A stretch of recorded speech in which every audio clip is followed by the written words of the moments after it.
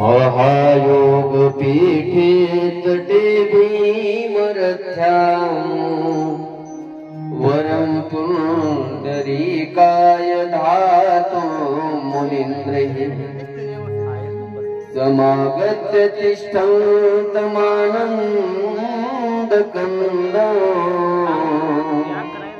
परब्रह्मलिङ्गं भजे पाण्डुरङ्गम्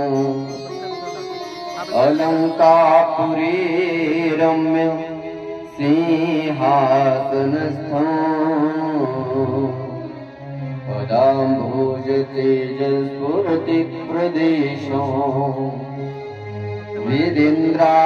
वेदेन्द्रादिदेवै सदा स्तूयमानम् समाधिस्थमूर्तिं भजे ज्ञानदेवम् नमो सद्गुरो तुकया ज्ञानदीपा नमो सद्गुरो सच्चिदानन्दरूपा नमो सद्गुरो भक्तकल्याणमूर्ते नमो सद्गुरो भास्करा पूर्णकीर्ति नीलाम्बुज श्यामल कोमलांगम् सीता समारोपित वामभागम् पाणो महाशायक चारुचापम् नमामि रामो रघुवंशनाथो मनोजवं मारुततुल्यवेगम् जितेन्द्रियं बुद्धिमतां वरिष्ठम् वातात्मजं वानरयूथमुख्यम् श्रीरामदूतं शरणं प्रपद्ये वंशे विभूषितकरानवनीरदाभास पीताम्बरादरुणबिम्बफलाधरोष्ठा पूर्णेन्दुसुन्दरमुखादरविन्दनेत्रा कृष्णात् परं किमपि तत्त्वम् अहं न जाने जय जय श्रीराधारमण जय जय नवल किशोर जय गोपी चित्तचोर प्रभु जय जय माखन चोर सच्चिदानंद रूपाय विश्वोत्पत्त्यादि हेतवे तापत्रय विनाशाय श्रीकृष्णाय वयं नमः यं प्रव्रजन्तमनुपेतमपेतकृत्यं द्वैपायनो विरहकातर आजुहाव पुत्रेति तन्मयतया तरवोऽपि नीदोस् तं सर्वभूतहृदयं मुनिमानतोऽस्मि जन्माद्यस्य यतोऽन्वयादितरतश्चार्थेषु विघ्नेश्वरात् तेने ब्रह्मादिदाय आदिकवये मुह्यन्ति यत्सूरयः तेजो वारिमृदां यथा विनिमयो यत्र त्रिसर्गो दिशा धाम्ना स्वेन सदा निरस्तकोहकं सत्यं परं धीमहि बोले गोपाल कृष्ण भगवान की जय सियावर रामचंद्र भगवान की जय पवन सूत हनुमान की जय।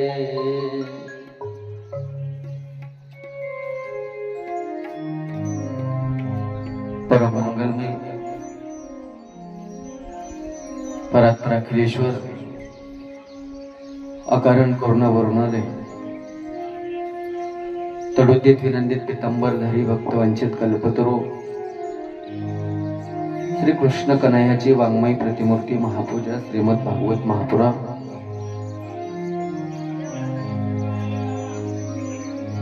चालू असलेली श्रीमद भागवत कथा ज्ञानयज्ञ सोहळा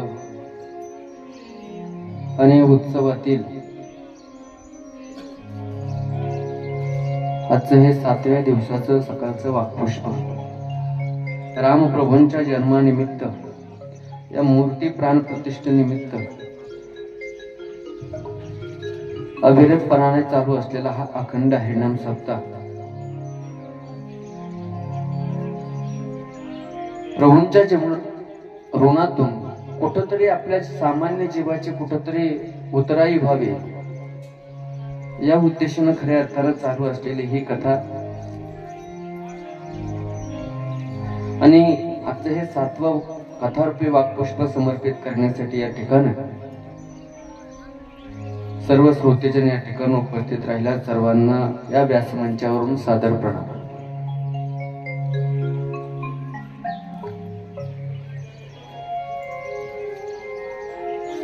काल आपण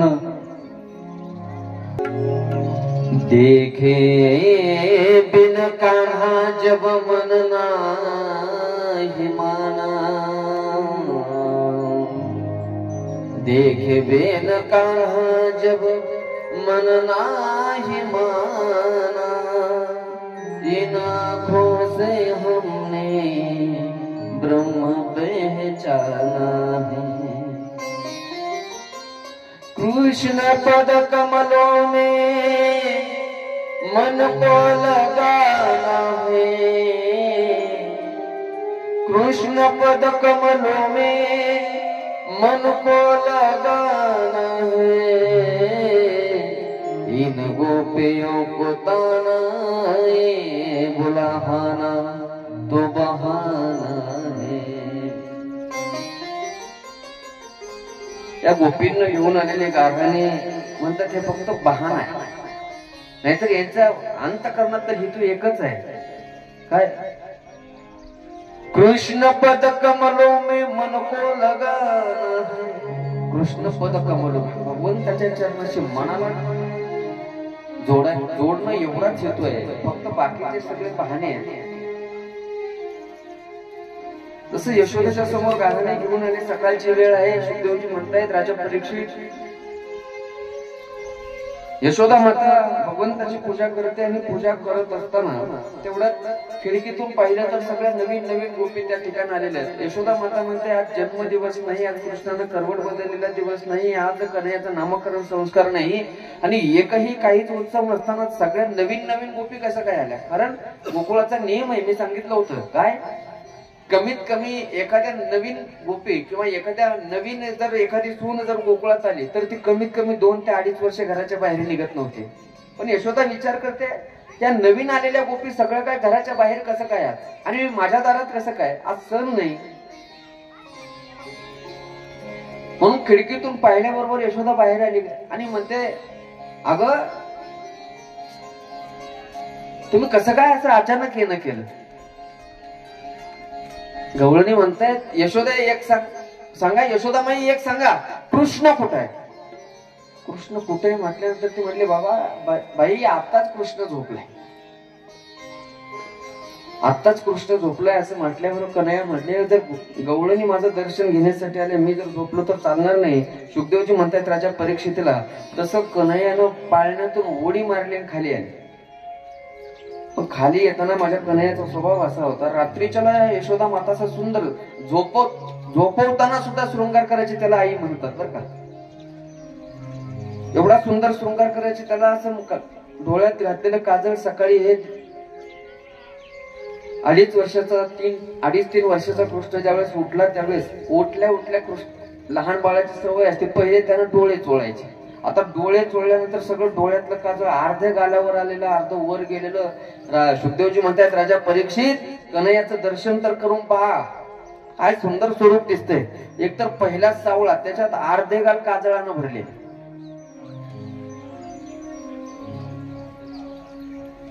बाहेर आला कन्हैयाला वाटलं की आज नक्की काहीतरी आपल्या पाठीमागं 7:30 आज काहीतरी घराणं आलं असलं पाहिजे.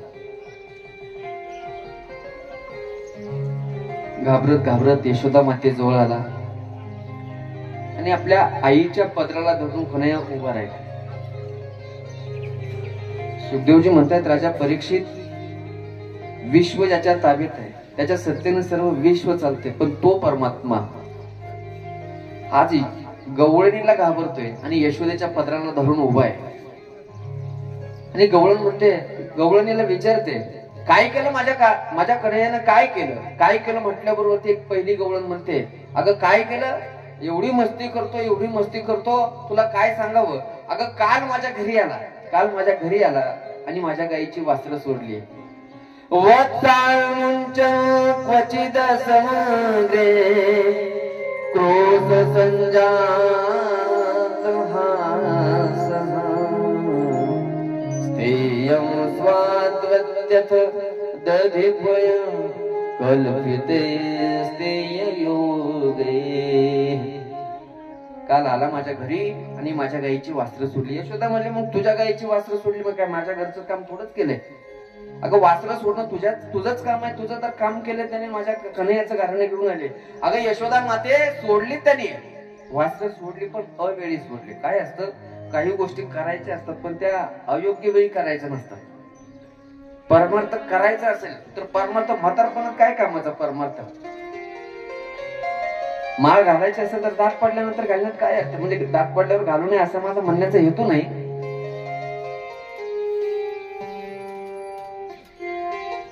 आई वडिलांची सेवा करायची असेल तर जिवंतपणे केली पाहिजे का गेल्यावर केली पाहिजे. गेल्यावर म्हणजे ज्या त्या वेळेला, योग्य वेळेला जर त्याचा वापर केला तर बरं आहे. एखादी क्रिया योग्य वेळेला केली पाहिजे. गवळणी म्हणतात, गायीचे वासरच सोडतो पण योग्य वेळेला सोडत नाही, अयोग्य वेळेला. म्हणजे अगं धार काढायला 1 तास वेळ आहे, त्याच्या आधी हा गुपचूप येतो, गायीची वासरं सोडून जातो. वासरं सगळं दूध पिऊन घेतात, मग दूध कशाचं काढायचं, गायी दूध देत नाही. यशोदा म्हणते, कार्य कृष्णा वासरं सोडली. कृष्ण घाबरतोय, थरथर कापतोय. दुसरी गोपी म्हणली, अगं यशोदा माते, तुला काय माहितीये, ऐक, परवा दिवशी माझ्या पतीचा जन्मदिवस होता. वाढदिवसाच्या दिवशी मी सुंदर घर सजवलं, 56 प्रकारचं भोजन बनवलं प्रसाद म्हणून, आणि सत्यनारायणाची पूजा ठेवली. सत्यनारायणाची पूजा करायची म्हणून सगळं घर सारवत होते. तेवढ्यात हा बाबा आला, म्हटला मला भूक लागली. मी म्हटलं, बाबा थांब, थोडं सत्यनारायणाची पूजा होऊ दे, नंतर तुला पोटभर जेव घालते. नाही मला आत्ताच जेवायचं. अरे थांब बाबा, सत्यनारायणाची पूजा करू दे अगोदर. देव बाप्पाला नैवेद्य दाखवायचा, गोष्ट करायचा नसतो. मग तो म्हणला, अरे माझ्यापेक्षा कोणता सत्यनारायण, कोणता देव मोठा आहे, मी मोठा आहे, मला अगोदर खायचं. ती गवळण म्हणते, यशोदे त्याला सांगून ज्यावेळेस ऐकत नव्हता, त्याला थोडस रागवले मी. तर रागवल्यानंतर त्यानं काय केलं, रागानं गेला, म्हटलं बघू आज होऊन जाऊ द्या, जे होईल ते पप्पा आतो म्हणला.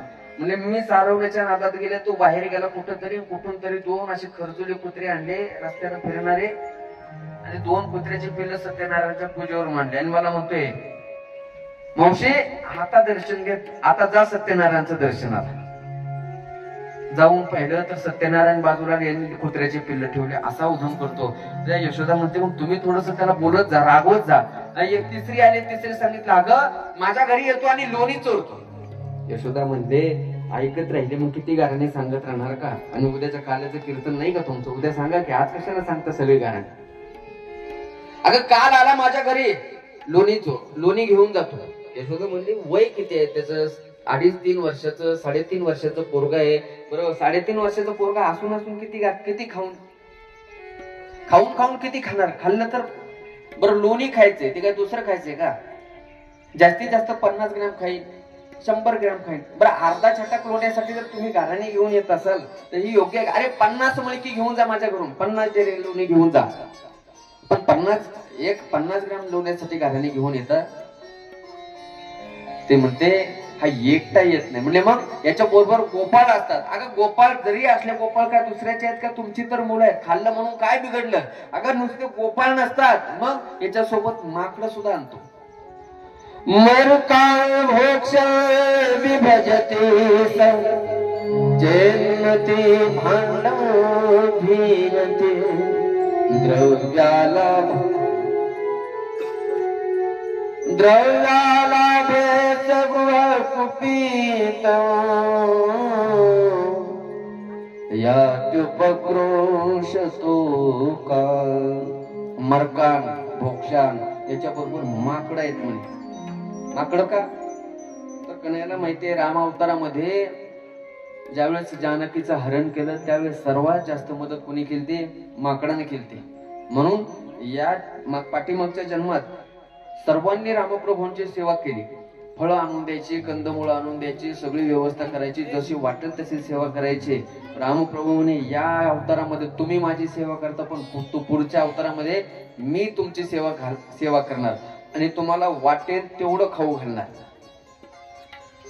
आज देतो पोट भरी पुरी म्हणाल तो रे. म्हणून आज माकडाला सुद्धा गोकुळातले माकड लोणी खात होते. काय गोकुळातले माकड लोणी खात होते. इथं आपल्यावर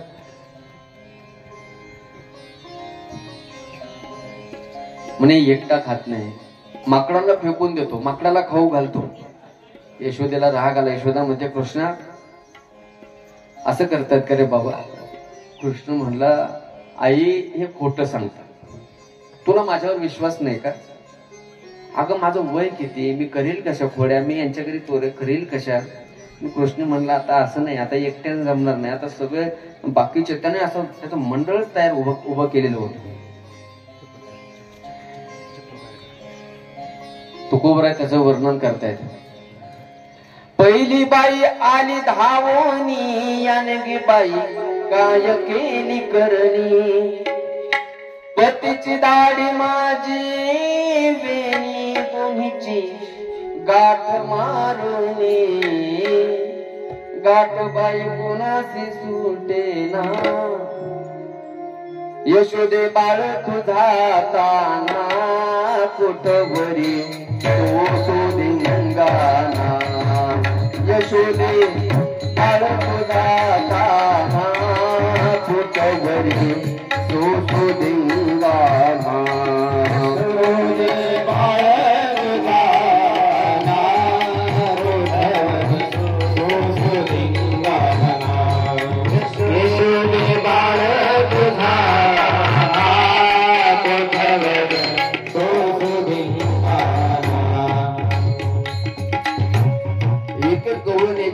घेऊन यायचे. कृष्ण म्हणला आता चोऱ्या करायचं. यशोदेनं असा कान पकडला आणि कन्हैयाला सांगितलं कन्हैया कृष्णाला आला काय कमी आपल्या घरी? अरे एवढा असताना लोकांच्या छोट्याशा गोष्टीसाठी चोऱ्या करतो, तुझ्या बाबाचं नाव खराब करतो. आपल्या घरी लोणी नाही, आपल्या घरी दही नाही. अरे माकडाला खाऊ घाल, गोपाळाला खाऊ घाल, कोणाला खाऊ घालायचे त्याला खाऊ घाल, पण आपल्या घरचं खाऊ घाल. 9 लाख गाय तेरे नंद बाबा के नितन युमाकन होय.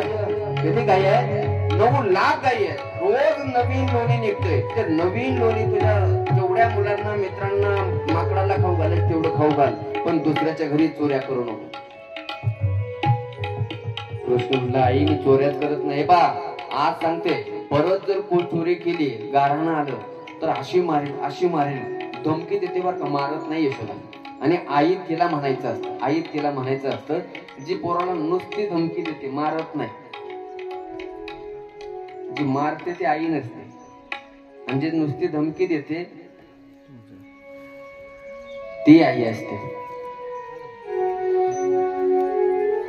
कन्हैयाने विचार केला की आता इथून पुढे चोऱ्या केल्यानंतर आई मारेल. म्हणजे आता चोऱ्याच्या जास्त भानगडीत पडायचं नाही. बाकीचे बाल गोपाळ जमा केले आणि यमुनेच्या काठावर वाढा बाहेर खेळत असताना खेळता त्या लहान मुलांचा खेळ तरी काय असायचं. यमुनेमध्ये खेळायचं म्हटल्यानंतर आपलं त्या वाळूमध्ये खुपसायचा, मातीमध्ये खुपसायचा आणि त्या मातीचा काय करायची, अशा कोप्या तयार करायच्या. त्या मातीच्या अशा कोप्या करायच्या करता करता कन्हैयाने विचार केला की हे ब्रजरज आहे. ब्रजरज मुखात जाणं ही भाग्याची गोष्ट आहे. अनेक साधू संत या ब्रजभूमीची उपासना करतायत, अनेक साधू संत या ब्रजभूमीत राहतायत, भगवंताची साधना करतायत. आणि हे रज मस्तकाला लागणं सुद्धा भाग्य लागतं.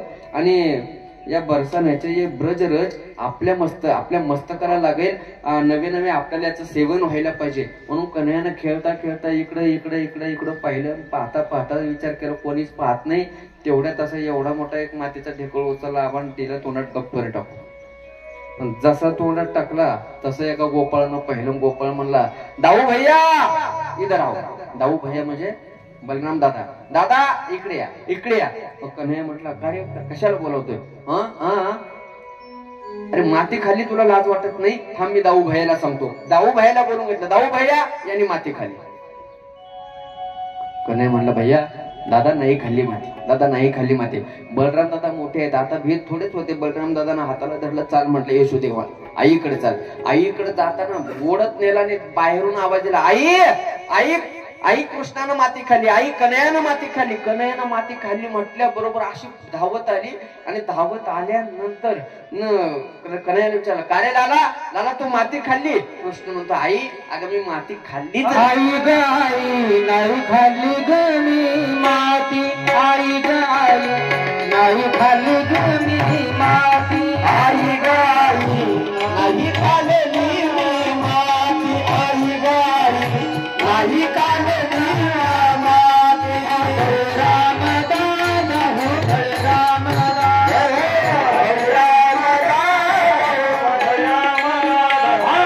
राम दादा खोटा बोलतो खोटा बोलतो राम दादा, राम दादा खोटा बोलतो खोटा बोलतो राम दादा. तुम्हाला घेतो आम्हाला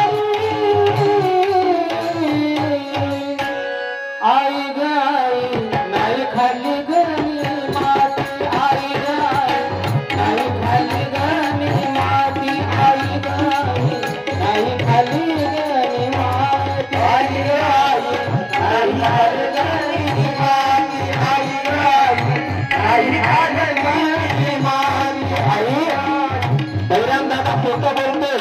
बलराम दादाच्या सगळ्या गोष्टी ऐकून मी माती खाल्लीच नाही, मी खाल्लीच नाही म्हटल्यानंतर यशोदा माता म्हणते, कृष्णा खरं सांग माती दादा खोटं बोलणार नाही का? दादा खोटं बोलत नाही, खोटा घेत नाही.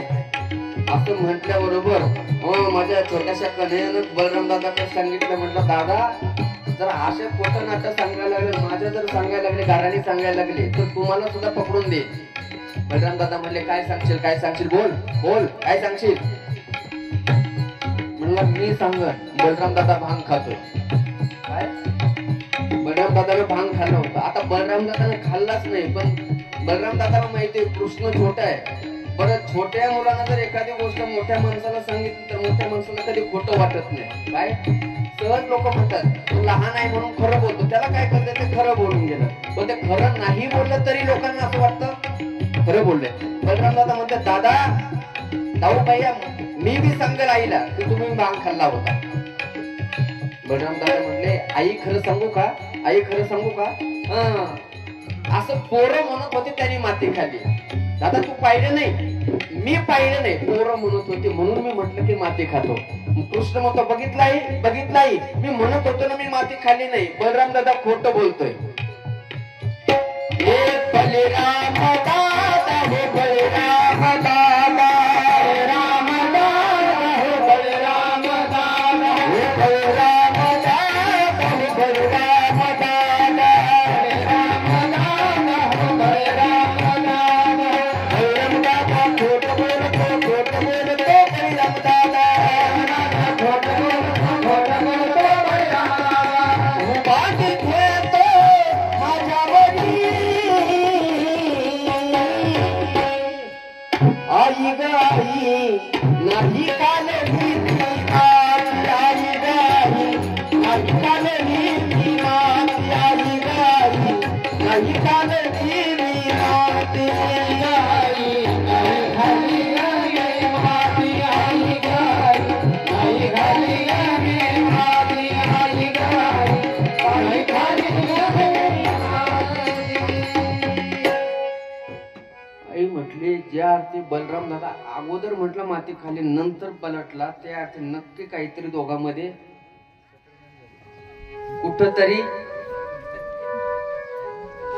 कुठतरी डाल में कुछ काला है.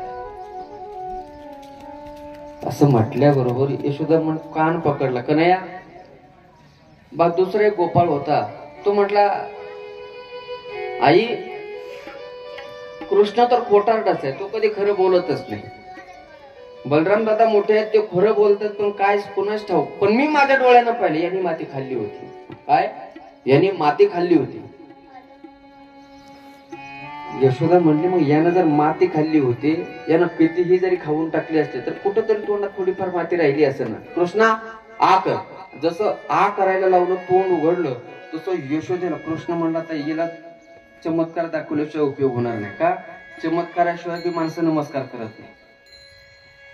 यशोदेला जसं कन्हैयानं जसं मुख उघडलं, आपलं मुख उघडल्याबरोबर अख्खं ब्रह्मांड त्या ठिकाणी दिसते. नवे नवे नुसतं ब्रह्मांड नाही, त्या ब्रह्मांडामध्ये 84 कोसाचं ब्रजधाम त्या ठिकाणी दिसते. जसं नुसतं ब्रजधाम त्यातलं गोकुळ दिसते. गोकुळामध्ये 85 चौकाचा नंद बाबाचा वाडा दिसला. जसं वाडा दिसतो, त्या वाड्यामध्ये एका दारामध्ये यशोदा मातेनं कृष्णाचा कान पकडल्या. शेजारी बलराम दादा, बाकीचे गोपाळ आहेत. सगळं तोंडात दिसते.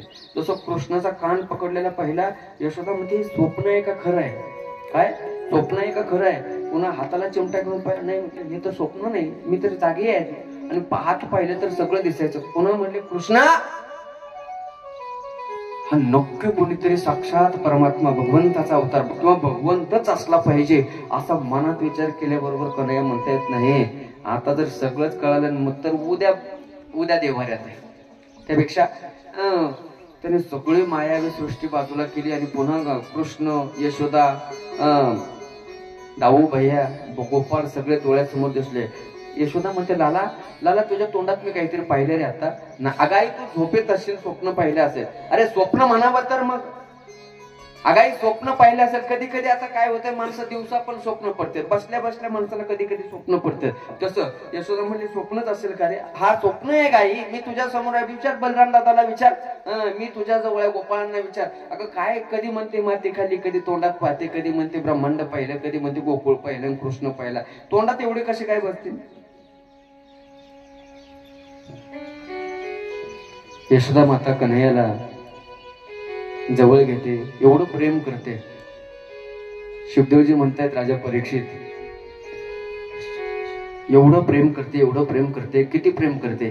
कृष्ण ज्या गाईचं दूध पितो ना, ते दूध सुद्धा यशोदा माता त्या गाईचं दूध स्वतःच्या हाताने काढते. हा, आमच्या घरी मुलं असतात, पण आमच्या घरी दूध काढायला कोण असतं? सेवक असतात. काय यशोदेचं प्रेम असलं पाहिजे आपल्या मुलावरती. कुणावरही एवढे 9 लाख गाई, कमीत कमी 10-5 हजार गडी कामाला असतील. 10-5 हजार, 4-5 हजार मला असं वाटते दाशे असतील सेवेसाठी. ज्याच्या 9 लाख गायी आहेत. नंद बाबा राजे आहेत. राजाच्या घरात सेवेला माणसं कमी असतील का? पण तरी सुद्धा माझा कृष्ण ज्या गाईचं दूध पिणार ना, त्या गाईचं दूध यशोदा कोणाच्या हातातून काढून घेत नव्हती. मग स्वतःच्या हाताने त्या गाईची धार काढायची. कृष्ण जे लोणी खाणार ते स्वतःच्या हाताने लोणी काढता आलं पाहिजे. पण एवढी सेवा करायची. लोणी काढताना सुद्धा कायेनं, वाचेनं आणि मनानं कन्हैयाची सेवा. कायेनं सेवा, दह्याचं मंथन करायचे हाताने, पण डोक्यात एकच विचार, काय? कृष्ण आता उठल. उठल्यानंतर हट्टी आहे, लगेच उठल्याबरोबर त्याला खायला लागतं आणि नाही खायला दिलं की घर डोक्यावर घेतो. म्हणजे शरीरानं काम लोणी काढण्याचं. लोणी कोणासाठी? कृष्णासाठी. चिंतन, मुखामध्ये चिंतन कोणासाठी? बरं, मनात आता कृष्ण उठल आणि उठल्याबरोबर माझ्याकडे काहीनं, वाचन आणि मनानं फक्त कृष्णाचं चिंतन आहे. रात्रंदिवस त्याची सेवा करायची. रात्रंदिवस एवढी सेवा करायची, एवढी सेवा करायची.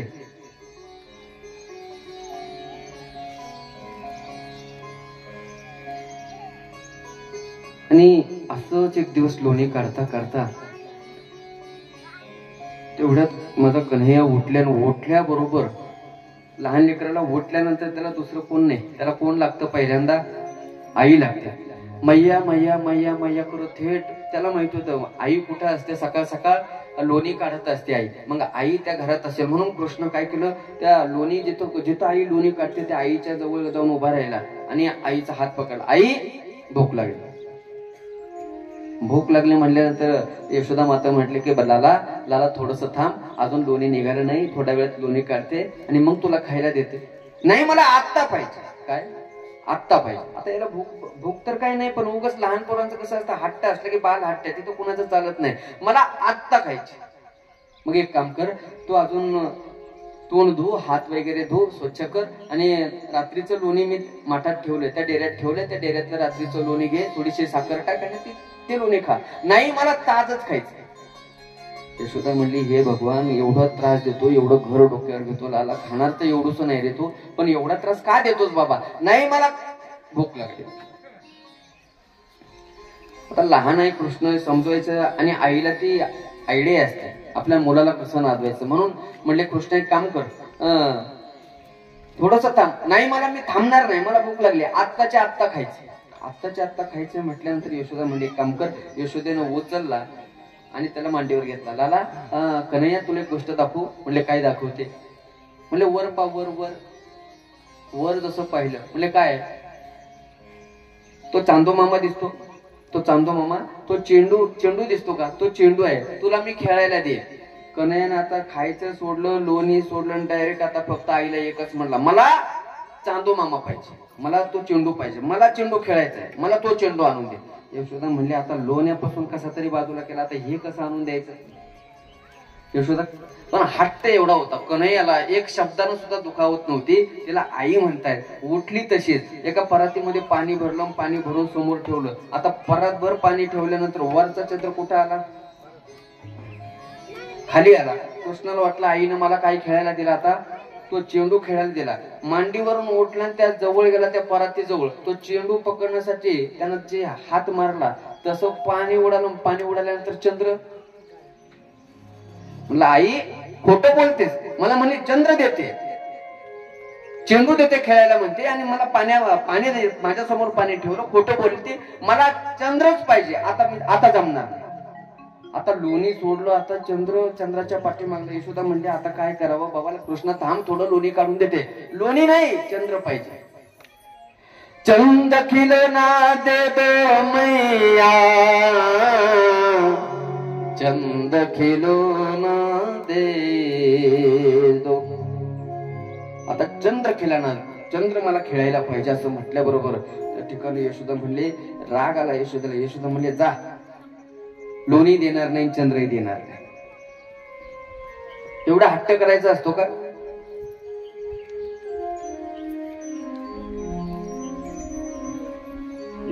कृष्णाला तर 3-4 वर्षाचा कृष्ण असा राग आला. मला माझ्यावर चिडतेस, आई आहेस ना तू, आई असून सुद्धा एवढं चिडते.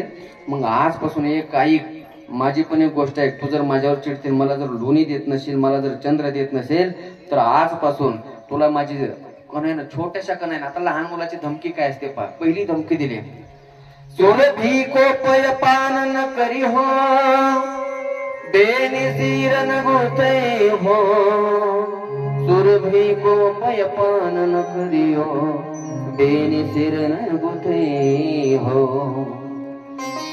आई तू जर मला लोणी देत नसेल, तू जर चंद्र खिलौना देत नसेल, तर आजपासून हा कन्हैया, हा तुझा लाला त्या सुरभी गाईचं दूध पिणार नाही आणि तुझ्या हाताने मी माझ्या केसाची केस पण विंचरणार नाही.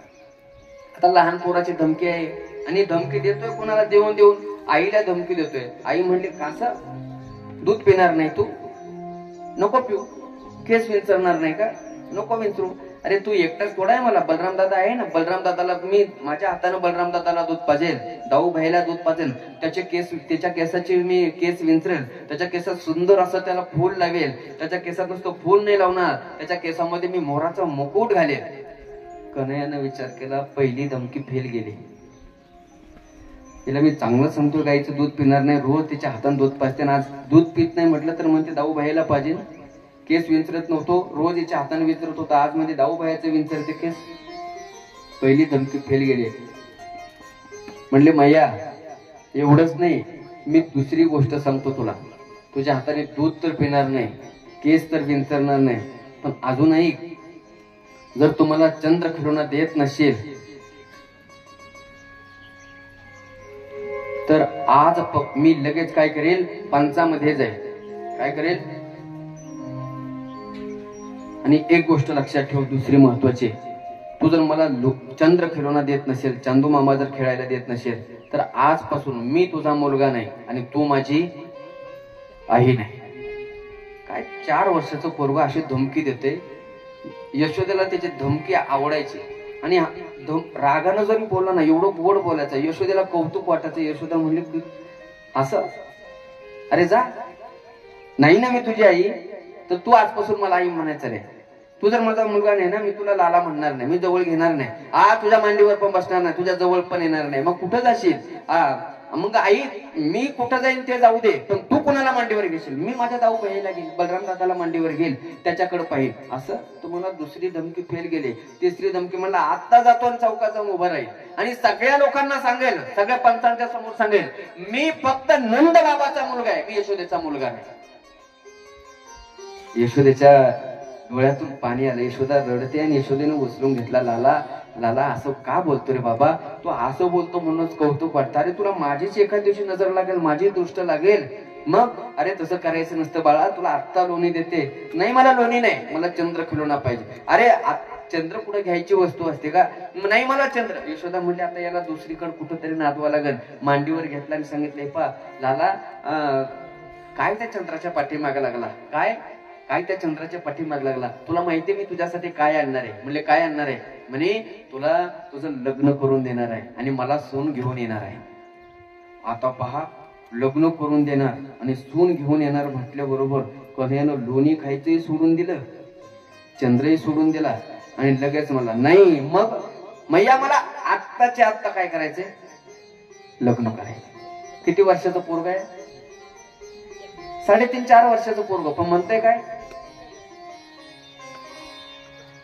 मला लग्न करायचं, मला आत्ता लग्न करायचं, आत्ता लग्न करायचं. यशोदा म्हणली, हे भगवान, अजून तर याला लग्न माहिती नाही, सून कशाला म्हणतात ते माहिती नाही, बायको कशाला म्हणतात हे माहिती नाही, म्हणते आत्ता लग्न करायचं. यशोदा म्हणते, लाला कशी पाहिजे तुला? कशी पाहिजे? कशी पाहिजे म्हणजे तुला माहिती नाही काय? अगोदर तर म्हटला मी छोटा आहे ना, तेवढी छोटीच पाहिजे. म्हणलं एवढी छोटीचं काय करशील? मग म्हणला एक काम कर, मला छोटी नको, अशी बायको पाहिजे, अशी पत्नी पाहिजे, अशी पाहिजे की मी ज्यावेळेस गाई चरायला जाईन ना, तिनं मला कड्यावर घेतलं पाहिजे आणि गाई चरायला गेलो पाहिजे. यशोदा मात्र एक म्हातारीला आवाज दिला, ओ माऊली इकडे या. तिच्या कृष्णाच्या समोर बसवलं. म्हणले एवढी चालेल? पांढऱ्या केसाची अशी म्हातारी बसवली. कृष्ण म्हणला, हा ही चालेल. काय? ही चालेल. कसा तरी नादी लावला, कसं तरी त्या कृष्णाचा सकाळपासून त्याला कुठंतरी नादी लावण्याचा प्रसंग न कसं तरी त्याला सावरते. पण एवढं करता करता त्याला समजावून सांगता यशोदाईनं काय केलं, सकाळी चुलीवरती दूध ठेवलं होतं, ते दूध जे ठेवलं ना, त्या दुधाने विचार केला, हा जर त्या दुधानं जाळ घातलेलं दूध किती वेळ राहणार त्या पातेल्यात? ते दूध हळूहळू हळूहळू वर आलं आणि त्या कृष्णाचं आणि यशोदेचं प्रेम पाहता पाहता पातेल्यातून बाहेर पडलं. जसं बाहेर पडलं तसं एक गवळण म्हणली, यशोदे काय त्या सकाळ सकाळ कृष्णाच्या नादी लागली? अगं चुलीकडे लक्ष देते का नाही? म्हणजे काय झालं? अगं चुलीतलं सगळं जेवढं दूध ठेवतं तेवढं दूध वर चुलीत गेले, सगळं म्हणून दूध ओतू गेले म्हटल्यानंतर हिच्या डोक्यात एवढा राग आला. एक तर स्त्रियांच्या डोक्यामध्ये पहिली गोष्ट त्या दुधावर एवढा जीव असतो, एवढा जीव असतो.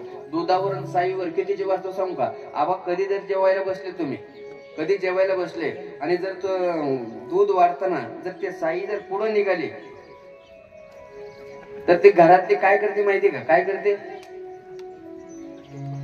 कशाने? गरम दुधात कुठं बोट घालतात का? काय करतात? त्या फोकून त्याच्यात थुकतील पण साई पडून देणार. एवढा जीव असतो त्या दुधाच्या साईवर. त्याच्यामुळे कधी दुधात साई घेण्याचा प्रयत्न करू नका. त्या थुकतील त्या दुधात पण साई येऊ देणार नाही. यशोदेचा एवढा जीव, त्या स्त्रियांचा जीव त्या दुधात. तिनं कन्हैयाला उचलला, मांडीवरून खाली टाकला. म्हणजे याच्या सकाळपासून उठल्यापासून किरकिर करतो. गडीत म्हणतो मला लोणी पाहिजे, गडीत म्हणतो चंद्र पाहिजे, गडीत म्हणतो बायको पाहिजे, आणि तुझ्या नादात माझं अख्खं दूध होतू गेले, दूध व्हायला गेलं. ठेव टाकला खाली. 4 वर्षाचा कृष्णाचा राग आला. सुखदेवजी म्हणतात, राजा परीक्षित डोळ्यानं डोळे बंद करून पहा. असं लाल लाल ओठ त्याचे करून असे पांढरे मोत्यासारखे दात, कन्हैयानं असे खालचे दात खालचे ओठ असे वरच्या दाताखाली दाबून धरले, असे डोळे मोठे केले आणि रागाने यशोदेच्या समोर आला. म्हटलं, आई तुझा दुधावर एवढा जीव, माझा म्हणजे माझ्यापेक्षा तुला दूध जास्त आवडते का?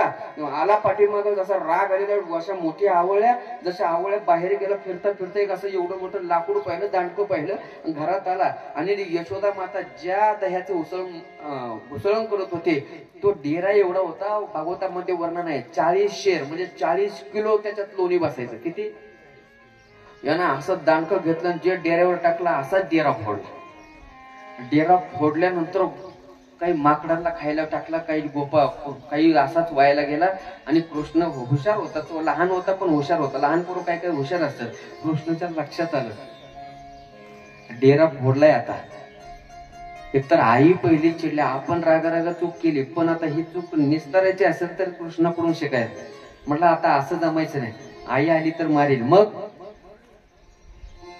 पटकन उजव्या हाताचं एक बोट असं तोंडात घातलं आणि काय केलं, डोळ्याला लावलं, असं थुंकी लावली, रडायचं नाटक केलं, असा चेहरा केला. चेहरा करून यशोदेच्या जवळ गेली. यशोदा इकडं आली, पाहते तर यानं दह्याचं पण काय केलंय, सगळ्यात दह्याचा डेरा सुद्धा फोडून टाकला. दह्याचा डेरा फुटलेला पाहिल्यानंतर यशोदेला राग आला नाही. यशोदा म्हणते, पहा किती माझा लाला गोड आहे, याला थोडं सुद्धा सहन होत नाही, म्हणे. नुसतं दूध ओतू गेलं, दूध खाली ठेवीपर्यंत याला बाजूला ठेवला तर यानं एवढा मस्ती करतो. यानं दह्याचा डेरा फोडून टाकला.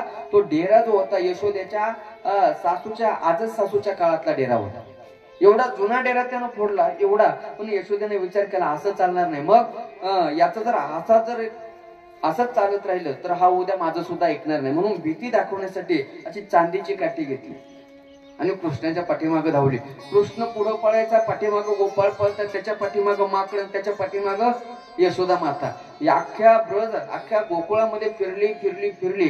शेवटी यशोदेनं हात जोडून सांगितलं, लाला थक गई, आता थकले बाबा, आता नाही काय करणार. जसे थकले म्हटलं तसं तो जाग्यावर उभा राहिला.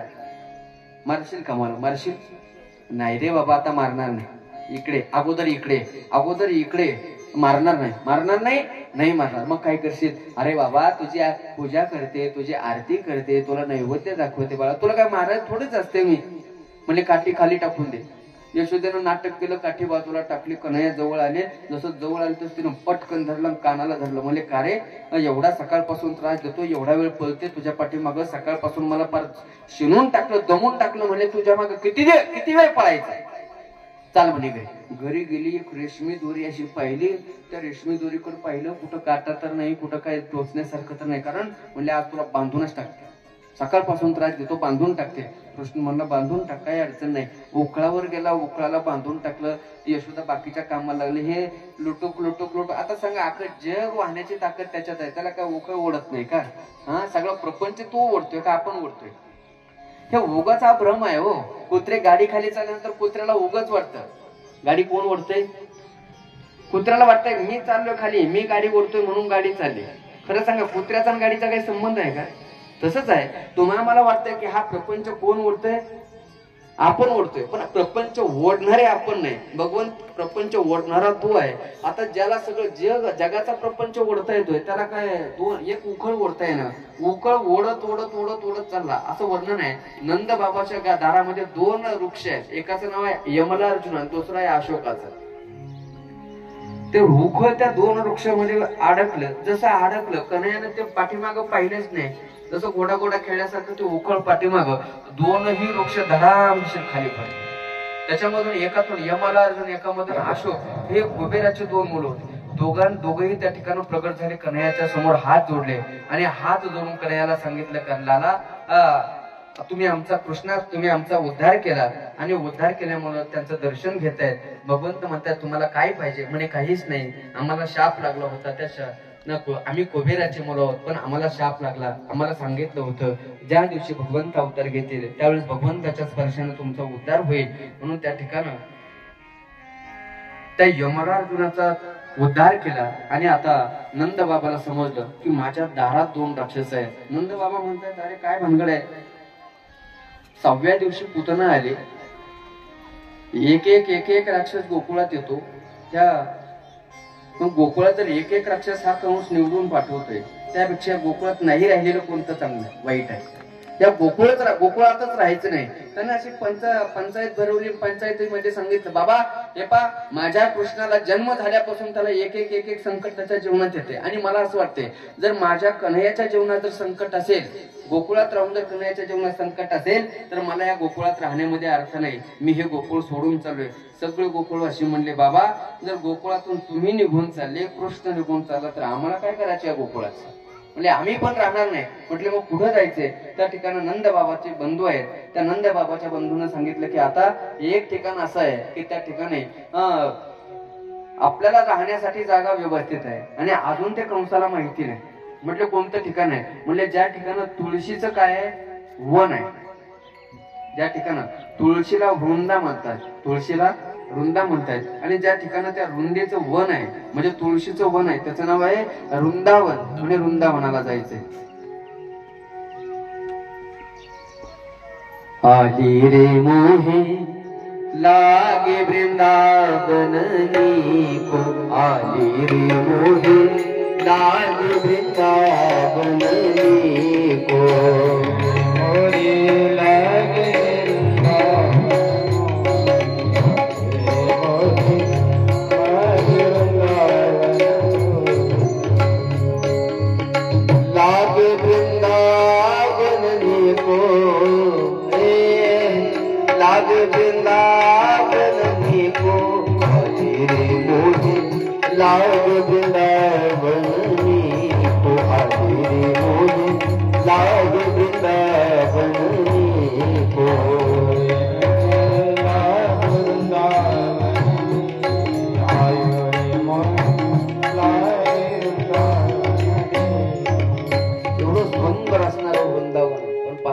प्रेम असलं पाहिजे गोकुळवासींचं कन्हैयावर.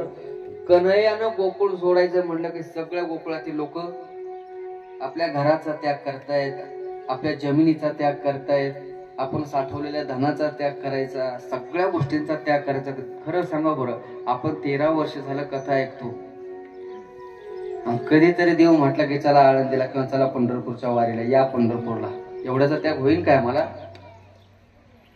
आबा जर इथं जर इकडं गावामध्ये जर एखादा बंगला बांधून दुसरीकडे राहायला जायचं म्हटलं, बंगला घराचा त्याग होतो का माणसाला? पण जसं लोकांना समजलं की नंद बाबा वृंदावनामध्ये चालले, सगळ्या वृंदावनातल्या लोकांना सगळ्यांनी घराचा त्याग केला, आपल्या जमिनीचा त्याग केला, सगळ्यांनी आपल्या प्रपंचाचा त्याग केला. सगळे जेवढे माणसं आहेत तेवढे सगळे कुठं? बरं पूर्वीचा प्रवास होता काय, गाड्या थोड्याच होत्या मोठ्याल्या, मग सगळ्यांना बैलगाड्या झोपल्या. असं वर्णन येते की सगळे बैलगाडीत जातात, असं छत केलेलं आणि त्याच्यामध्ये राहायचं, झोपायचंही त्याच्यात, राहायचंही त्याच्यात, खाण्यासाठी खाण्याची सुद्धा चिंता कोणाला नाही. फक्त एकच लक्षात आहे, जिथं कृष्ण तिथं आम्ही. आज कन्हैयाचं लहान आहे. गोकुळा वृंदावन मध्ये गेल्यानंतर सुंदर असा चारा, गायी कन्हैयाच्या पाठीमागे आहेत, सगळे गायी गोपाळ सगळे त्या ठिकाणी येत आहेत. आणि सगळ्यानंतर कन्हैयाला काय, कन्हैया यशोदा माते जवळ गेले. यशोदा मातेला म्हणतात, आई आई माझी इच्छा आहे. म्हणजे काय, आम्हाला किती दिवस घरात ठेवणार आहे? आम्हाला जाऊ दे ना एकदा बाहेर, कुठं जायचंय? आई आम्हाला गायी चारायची अनुमती द्या. यशोदा म्हणली, लाला तू अजून लहान आहे, गायी चारायला तुझं का वय आहे का? गायी चारायला वय लागतं, बरोबर आहे ना? गायी चारायला वय लागतं, जसं परमार्थाला वय लागतं तसं लोक परमार्थ करता करता कधीतरी म्हणतात त्याचं काय अजून परमार्थाचं वय नाही. तसं लाला अजून गायी चारायचं तुझं वय नाही. वय नाही म्हटल्यानंतर म्हटलं वय नाही, पण कृष्ण आणि बलरामाचा दोघही हट्ट करायला लागले. बाल हट्टा पुढे शेवटी आईचं चालत नाही. म्हटले आता एक काम करा, एक जण गायी घेऊन जा. दादा तू मोठा आहेस ना, तू गायी घेऊन जा. लाला तू लहान आहेस ना, तू वासरं घेऊन जायची. कृष्ण म्हटलं ठीक आहे.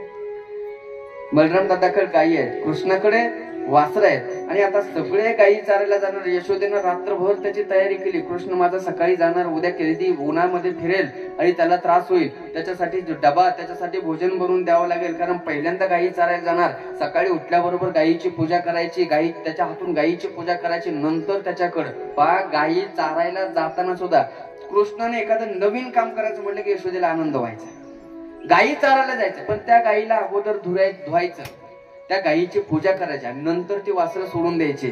आणि सुंदर असे ती वासरं सोडून दिली, सजवलेली वासरं सोडून दिली. आणि त्याचं वर्णन करताय, छोटी छोटी गैया छोटे छोटे ग्वाल, छोटी छोटी गैया, छोटे छोटे ग्वाल, छोटे को मेरो मदन गोपाल, छोटे को मेरो मदन गोपाल।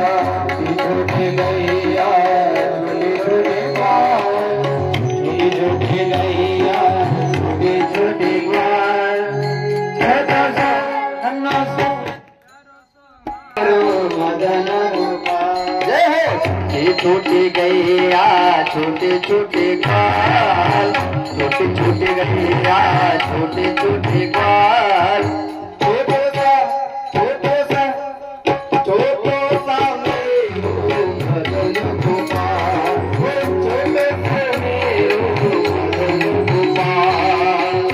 छोटे गैया छोटे छोटे ग्वाल, छोटे छोटे गैया छोटे छोटे ग्वाल, छोटा सा छोटा सा छोटा सा मदन गोपाल, छोटा सा मदन गोपाल। काही पुढे चालले आहे, वासर पाठीमाग आहे, पण गुरकी पाठीमाग नाही बरं का। बीच मग मालो मदन गोपाल दोन या सगळ्या गायीच्या वासराच्या मध्यभागी चालेल आणि वासर चालताना सुद्धा शांत चालत नाही। मग त्या गायी चालताना चालत नाही, नुसत्या चालता चालता खात चालतात। ए घास खावे गैया दूध पीवे ग्वाल, गैया दूध पीवे ग्वाल, ए घास खावे गैया दूध पीवे ग्वाल, गैया दूध पीवे ग्वाल। ए बीजे में मारो मदन गोपाल, बीजे में मारो मदन गोपाल, हो बीजे में मारो मदन गोपाल, बीजे में मारो मदन गोपाल। छोटी छोटी गैया छोटे छोटे ग्वाल, छोटी छोटी गैया छोटे छोटे ग्वाल, प्यारे से नन्हे से मदन गोपाल, छोटे से मदन गोपाल। छोटे छोटे गैया छोटे छोटे ग्वाल, छोटे छोटे गैया छोटे छोटे ग्वाल, छोटा सा झंडा सा प्यारा सा मदन गोपाल, अन्ना सा मदन गोपाल, छोटा सा मदन गोपाल। नुसती वाट पाहते का? पहिल्यांदा घर सोडून गेलाय, अरे उन्हात बसला असेल, पुरे आहेत, उन्हात खेळतील, आजारी पडेल। आणि गायी चारायला ज्यावेळेस जात असताना जाता जाता गायी जसे चारायला गेले, वासरं चारता चारता इकडं कंसाला कसं